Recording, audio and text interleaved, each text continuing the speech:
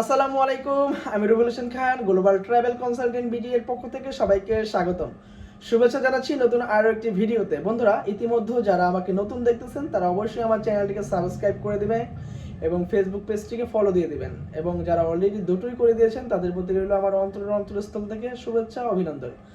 বন্ধুরা, আজকে যে বিষয়টা নিয়ে শেয়ার করব, সবার আগ্রহের জায়গা থেকে ভিডিওটি বানানো, এবং যারা অলরেডি আমার বিষয়গুলো বুঝতে পেরেছেন তাদের প্রতি রইল আমার অনেক ধন্যবাদ। যাই হোক বন্ধুরা, অনেকেই আছেন এখন বর্তমান জেনারেশন, আমি দেখেছি যে সবাই এখন মোটামুটি 2015 সালের পর থেকে কিন্তু ইতিমধ্যে বাংলাদেশের ট্যুরিস্ট এবং ট্রাভেলারের হার অনেকটাই বেড়ে গেছে। তো বাংলাদেশের সাময়িক যেই ব্যাপারটা আছে, এখানে কিন্তু ট্যুরিস্টরা কিন্তু হঠাৎ করেই মানে থেমে গেছে, আর কিন্তু তারা বিভিন্ন দেশে যেতে চাচ্ছে না। কেন যেতে চাচ্ছে না? আর্থিক হতে পারে, সময়ের ব্যবধান হতে পারে, দেশের একটা অর্থনৈতিক সংকটের হতে পারে, বা বিভিন্ন ডিপ্রেশনে তারা এখন দেশ ত্যাগ করতে চাচ্ছে না। কারণ এখন যে বাংলাদেশে যে লিগ্যাল ট্রাভেলাররা আছেন, অবশ্যই তারা একটা সিজন খুঁজতেছে যে ভালো একটা সময় সুযোগ বুঝে তারা একটা দেশে ঘুরতে যাবে বা উড়াল দিবে। তো যাই হোক বন্ধুরা, শুধুমাত্র ট্যুরিস্ট ভিসা নিয়ে গ্লোবাল ট্রাভেল কনসালটেন্ট বিডি দীর্ঘদিন ধরে আপনাদের পাশে আছে এবং আপনাদের সেবায় সবসময় নিয়োজিত থাকে। গ্লোবাল ট্রাভেল কনসালটেন্ট বিডি প্রতিবারের মতো এবারও একটি ধামাকা অফার নিয়ে আজকের এই ভিডিওটি সম্পন্ন করবে, এবং সবাই আশা করি পুরো ফুল ভিডিওটি দেখবেন বিস্তারিত জানার জন্য, বোঝার জন্য। এবং যদি কোনো ধরনের কোনো অবজেকশন, কোনো ধরনের কোয়েশ্চেন থেকে থাকে তাহলে অবশ্যই আমার কমেন্ট বক্সে কমেন্ট করে দেন, এবং হোয়াটসঅ্যাপ নাম্বার আছে, এই নাম্বারে যোগাযোগ করে বিস্তারিত আমাকে জানাতে পারেন। আমি সঠিক সময় সঠিক অ্যান্সার দেওয়ার চেষ্টা করব ইনশাআল্লাহ। তবে বন্ধুরা, আশা করি আপনি 2 থেকে 3টা দেশ অলরেডি ইতিমধ্যে ঘুরেছেন। সো কোন কোন দেশ ঘুরেছেন সেটা নট ম্যাটার, অ্যান্ড আপনি এখন এস্টাবলিশ আছেন, আপনি এখন আপনার প্রপারলি ডকুমেন্ট, প্রপারলি সব কিছুই ঠিকঠাক আছে, তাহলে অবশ্যই আপনি এখন ট্রাই করতে পারেন ইউরোপের 27টা দেশ ভুক্ত একটি সেনজেন ভিসার জন্য। এটা কোন দেশে স্টাম্পিং হবে সেটা বড় একটা ফ্যাক্ট এবং বড় একটা ব্যাপার। তো আজকে আমি এমন এমন 2-3টা দেশের নিয়ে কথা বলবো যে 2-3 দেশের মানুষ খুব খুব কম যায়, আর কম যায় ইউরোপের দেশ থেকে। সেখান থেকে আপনি আবার যদি কোনো থার্ড কান্ট্রিতে যেতে চান, সে সমস্ত বিষয়ে আমি কথা বলবো। আপনি অবশ্যই ফুল ভিডিওতে দেখেন, তাহলে অবশ্যই আপনার জন্য আমি সাজেস্ট করবো কোন কোন দেশে যাওয়ার জন্য। সেটা আপনি ফুল ভিডিও না দেখলে অবশ্যই বুঝবেন না। তো যাই হোক বন্ধুরা, আমি প্রথমে আপনাদেরকে ইস্তোনিয়া একটা দেশ আছে, অনেকেই চিনেন, বা ইস্তোনিয়া দেশটা কিভাবে বাংলাদেশ থেকে ভিসা নেওয়া যায়। ঠিক আছে, স্থানীয় ভিসা আপনি অবশ্যই বাংলাদেশ থেকে নিতে পারবেন। এটার জন্য ভালো অনেক অনেক অপশন আছে। এস্তোনিয়া বিভিন্ন কনসাল্টিং অফিস আছে, সেই সমস্ত অফিসের মাধ্যমে আপনি এই এস্তোনিয়া ভিসা নিতে পারবেন। এবং বিএফএস সেন্টারে একটা অ্যাম্বাসি নস্ত আরেকটা এস্তোনিয়ার অ্যাম্বাসি আরেকটা অ্যাম্বাসির উপরে নির্ভর করে, এরকম অনেক অ্যাম্বাসি আছে। যেমন সুইডেন অ্যাম্বাসিতে প্রায় 8টা দেশ নিয়ে কাজ করে তারা, এরকম আছে। সেটা আমি বিস্তারিত বলে দেবো, আপনারা নক করেন। আমি ফুল ভিডিওতে বলবো না, নেক্সট আরেকটা ভিডিওতে আমি বিস্তারিত বলে দেবো।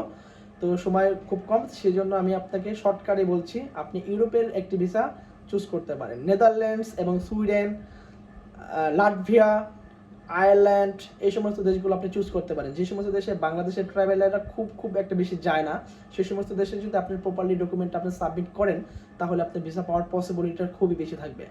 বন্ধুরা, আরেকটা ব্যাপার আছে, আমি ইতিমধ্যে যতটুকু বুঝেছি বা দেখেছি, সেটা হচ্ছে চায়নায় যদি কারো যাওয়া থাকে, চায়না দেশে যদি কারো যাওয়া থাকে, ভিজিট করা থাকে 1বার 2বার 3বার, এরকম যদি চায়না দেশে যাওয়া থাকে, তাহলে অবশ্যই আপনার পাসপোর্টের ভ্যালুটা কিন্তু অনেক বেড়ে যাবে।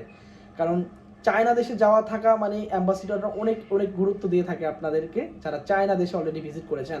অনেকে মনে করে চায়না দেশে আসলে কিছু না, না, চায়না দেশটাকে তারা একটা অনেক ভ্যালু মনে করে।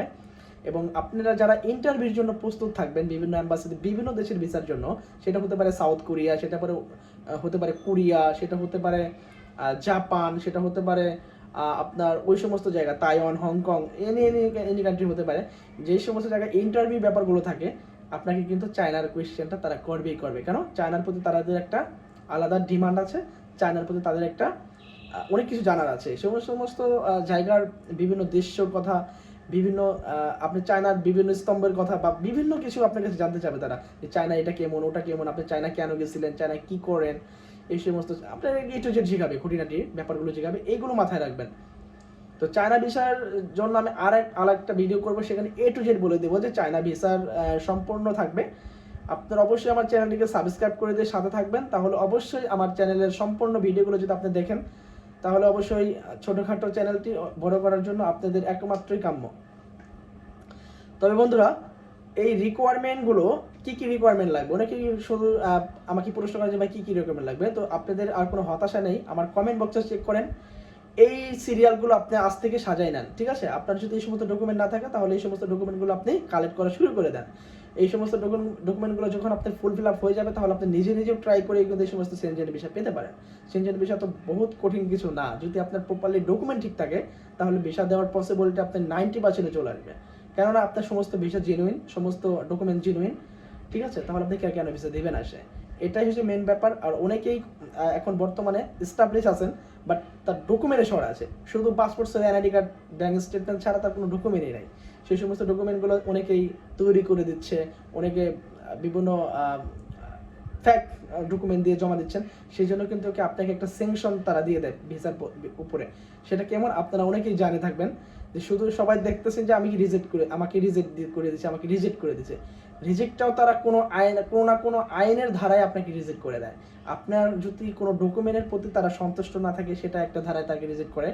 যদি আপনাকে তার পছন্দই না করে নর্মালি, যে আপনাকে একটা জাস্ট সাসপেনশন করে দিয়েছে, আপনি ওই দেশে গিয়ে আর ফেরত আসবেন না, ঠিক আছে, এটাও আরেক ধারায় তারা রিজেক্ট করে দেয়। বা আপনার ফ্যামিলি ব্যাকগ্রাউন্ড ভালো না, এটা তারা পাসপোর্ট দেখে বুঝতে পারে, আপনার ডকুমেন্ট দেখে তারা বুঝতে পারে। তো এমন বিভিন্ন ধারায় আপনাকে রিজেক্ট করে দেবে, ঠিক আছে? এমন কিছু রিজেক্ট আছে খুব জটিল রিজেক্ট, সেটা হচ্ছে আপনাকে যদি স্যানজেন ভিসায় জমা দেন আর যদি স্যানজেনের উপর রিজেক্ট করে দেয় তাহলে কিন্তু আপনার 27টা দেশের ভিসা নিতে জটিলতা হতে পারে, কারণ আপনাকে স্যানজেনে রিজেক্ট করে দিয়েছে। সেটা এই স্যানজেন ভিসায় যে রিজেক্ট করে এই সমস্ত বিষয় অনেক বড় কথা আছে। যদি কেউ সেনজেনে রিজেক্ট খেয়ে থাকেন তাহলেও সেও ভিসা পাবে। কিভাবে পাবে, তার যে রিজেকশন লেটারটা দিয়েছে সেটা একটু ভালো করে পড়েন, তাহলে আপনি বুঝতে পারবেন আপনাকে কত ধারায় রিজেক্ট করেছে। প্রত্যেকটা লোককে আলাদা আলাদা ধারায় রিজেক্ট করে দেয়। তাহলে আমি বলবো যে আপনারা কখনোই এই সমস্ত সুযোগগুলো নেবেন না, আপনারা জেনুইন ডকুমেন্ট দিয়ে জমা করবেন, ওনারা অবশ্যই আপনাকে একটা নর্মাল ওয়ে আপনাকে রিজেক্ট করে দেবে, সেটা যদিও রিজেক্ট করে আর কি। তো সেই বিষয়গুলো খুব স্যাম্পলি ভাবে আপনি নিতে হবে, যদি আপনি প্রপারলি আপনি ঠিক থাকেন, আপনার ডকুমেন্ট ঠিক থাকে। এনিওয়ে, এছাড়া আলাদা কোনো টেনশনের কিছু নেই, আপনি সেনজেন ভিসার জন্য জমা দিতে পারেন। এবং হাতে গোনা কয়েকটা দেশের নাম আমি এখন বলে দেবো, এই সমস্ত দেশগুলো প্রস্তুতি নিতে পারেন আপনি যদি এখন এই মুহূর্তে আপনার ডকুমেন্ট প্রপারলি ঠিক থাকে।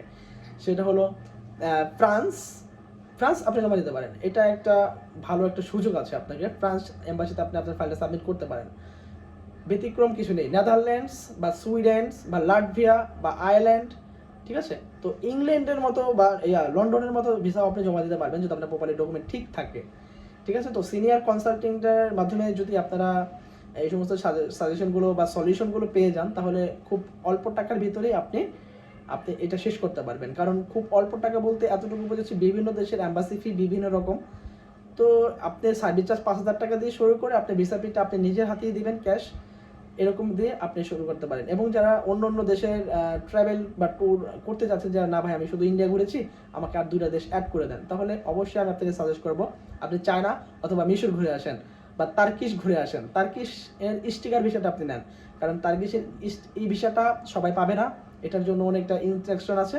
তো আপনি তার কি স্টিকার ভিসাটা নিতে পারবেন, আপনি মিশরের ভিসা নিতে পারবেন, আপনি চায়না ভিসাটা নিতে পারবেন। আপনি যদি এর চাইতে ছোটোখাটো দেশের মধ্যে যেতে চান তাহলে আপনি তাইওয়ান ঘুরে আসেন বা হংকং ঘুরে আসেন, খুব ভ্যালুবিট একটি দেশ, ঠিক আছে। তো বন্ধুরা, আরেকটা ভিডিওতে আপনাদের সাথে কথা বলবো অন্য কোনো বিষয় নিয়ে। এতক্ষণ আমার কথা যারা শুনেছেন অবশ্যই আপনাকে ধৈর্য ধরে এই কথাগুলো শোনার জন্য অনেক ধন্যবাদ। ভালো থাকবেন, সুস্থ থাকবেন, আল্লাহ হাফেজ।